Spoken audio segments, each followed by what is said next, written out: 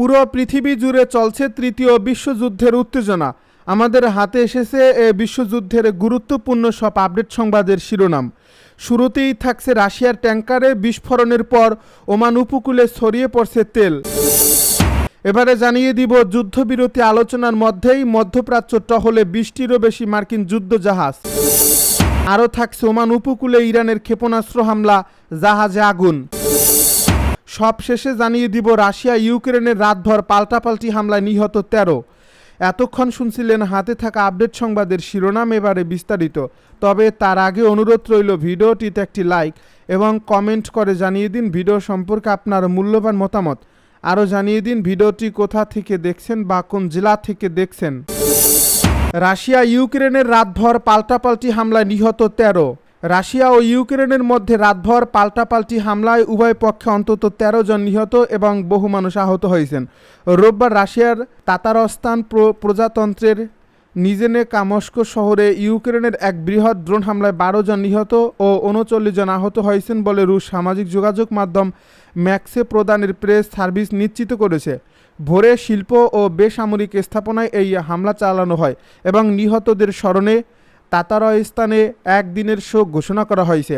রাশিয়ার বেলগোরদ অঞ্চলের নোভায়া তবলঝঙ্কা গ্রামে একটি ব্যক্তিগত বাড়িতে ড্রোন আঘাতে এক নারী নিহত হয়েছেন বলে টেলিগ্রামে নিশ্চিত করেছে আঞ্চলিক অপারেশনাল সদর দপ্তর। রাশিয়ার প্রতিরক্ষা মন্ত্রণালয় দাবি করছে তারা রাশিয়া ও 2014 সালে অন্তর্ভুক্ত করা ক্রিমিয়া জুড়ে রাতেই 456টি ইউক্রেনীয় ড্রোন ভূপাতিত করেছে।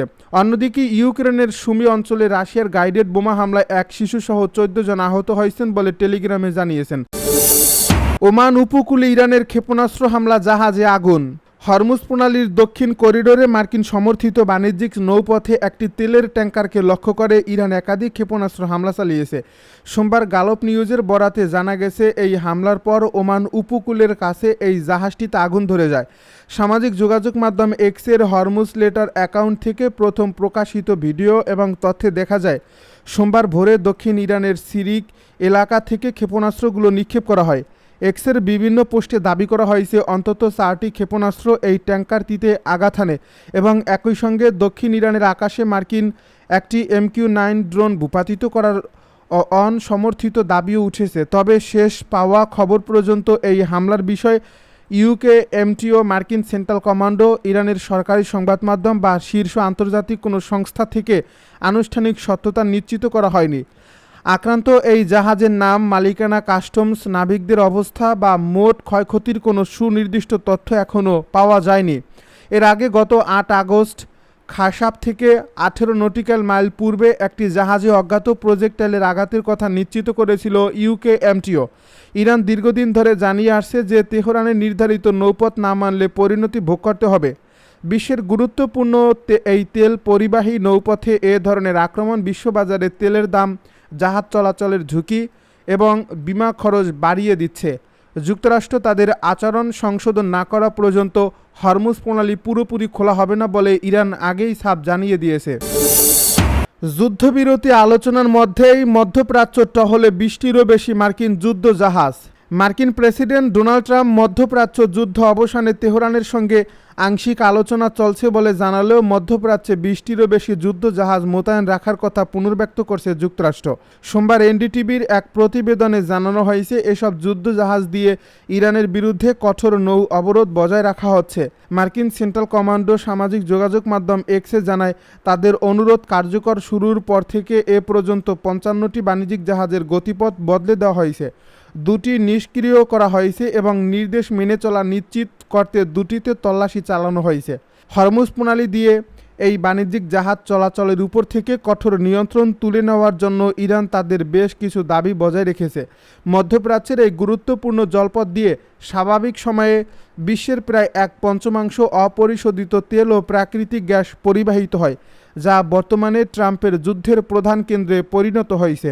ইরানের পররাষ্ট্রমন্ত্রী আব্বাস আরাকচি জানিয়েছেন ওমানের সঙ্গে এই চুক্তিটি চূড়ান্ত পর্যায়ে পৌঁছেছে, যা যুক্তরাষ্ট্রের শর্ত পূরণের পর নতুন নৌপথ নির্ধারণ করবে। গত জুনে স্বাক্ষরিত অন্তর্বর্তী চুক্তি ওয়াশিংটন ভঙ্গ করায় তাদের সঙ্গে কোনো সরাসরি আলোচনা হচ্ছে না এবং বর্তমানে মধ্যস্থতাকারীদের মাধ্যমে বার্তা আদান প্রদান করা হচ্ছে বলে তিনি উল্লেখ করেন। অ্যাক্সিওসকে দেওয়া এক সাক্ষাৎকারে ট্রাম্প বলেন, তারা ইরানের বিশাল মূল্যস্ফীতি ও অর্থকষ্টের পরিস্থিতি পর্যবেক্ষণ করছেন এবং বিষয়টিকে কিছুটা ধীরে সুস্থে পরিচালনা করছেন। অন্যদিকে ইরানের সর্বোচ্চ জাতীয় নিরাপত্তার প্রধান মোহাম্মদ বাগের জোলকাদার ও পররাষ্ট্রমন্ত্রী আরাকচি জানান, ক্ষয়ক্ষতির পূর্ণ ক্ষতিপূরণ, হুমকি ও আক্রমণ বন্ধ, মার্কিন সেনা ও নৌ অবরোধ প্রত্যাহার, নিষেধাজ্ঞা তুলে নেওয়া এবং অবরুদ্ধ সম্পদ মুক্ত করা ছাড়া এই প্রণালী খোলা হবে না। অর্থ, ক্ষেপণাস্ত্র ও যুক্তরাষ্ট্রের সমর্থন থাকা সত্ত্বেও নিরাপত্তা শঙ্কায় সৌদি আরব। অর্থ, ক্ষেপণাস্ত্র এবং যুক্তরাষ্ট্রের পূর্ণ সমর্থন থাকার পরও গভীর নিরাপত্তা শঙ্কায় ভুগছে সৌদি আরব।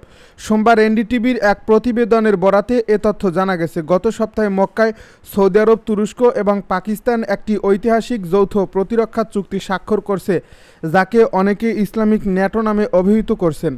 সৌদি যুবরাজ মোহাম্মদ বিন সালমান, তুর্কি প্রেসিডেন্ট রিসেপ তাইয়েপ এরদোয়ান এবং পাকিস্তানি প্রধানমন্ত্রী শেহবাজ শরীফের স্বাক্ষরিত এই চুক্তির মূল শর্ত হলো, যে কোনো একটি দেশে হামলা মানেই তা সব দেশের উপর আক্রমণ হিসেবে গণ্য হবে।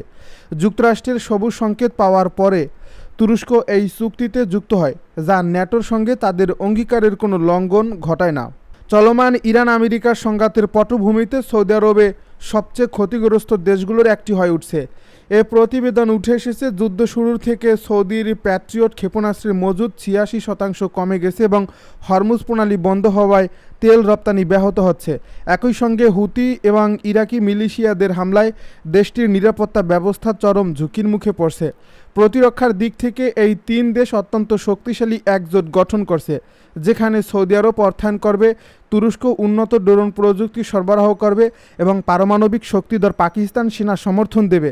এর আগে 2025 সালের সেপ্টেম্বরে পাকিস্তান ও সৌদি আরব একটি প্রতিরক্ষা চুক্তি করেছিল, যা ইসরায়েল কর্তৃক কাতারে আক্রমণের পর আবারও সাম্প্রতিক হয়ে এখন তুরস্কের অন্তর্ভুক্ত করছে।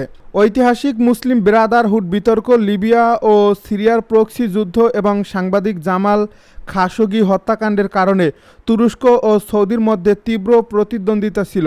তবে মক্কার এই চুক্তি সৌদি রাজপরিবারের চরম দুর্বলতা ঢাকতে এবং ক্ষমতা টিকিয়ে রাখার এক কৌশল হিসেবে কাজ করছে। ডোনাল্ড ট্রাম্প ইরান যুদ্ধে পরাজিত হয়েছেন, মার্কিন সিনেটরের মন্তব্য। ইরানের সঙ্গে যুদ্ধ চালাতে গিয়ে প্রেসিডেন্ট ডোনাল্ড ট্রাম্প পরাজিত হয়েছেন বলে মন্তব্য করেছেন মার্কিন ডেমোক্রেটিক সিনেটর ক্রিস মার্ফি। এছাড়াও এই সংঘাতের কারণে যুক্তরাষ্ট্র দিন দিন দুর্বল হয়ে ইরান শক্তিশালী হচ্ছে বলে জানান তিনি। সোমবার এনবিসির বরাতে আনাদুল এজেন্সি জানায়, এক সাক্ষাৎকারে সিনেটর ক্রিস মার্ফি জানান, যুদ্ধ বন্ধ করতে এবং হরমুজ প্রণালী পুনরায় উন্মুক্ত করতে একটি খারাপ চুক্তি হলেও তিনি তা সমর্থন করবেন। আলোচনা থমকে থাকায় এই কৌশলগত জলপথ চালুর ব্যয় প্রতিনিয়ত বাড়ছে বলে তিনি মনে করেন। রাশিয়ায় আরও 50,000 সেনা পাঠাচ্ছে উত্তর কোরিয়া, দাবি জেলেনস্কির।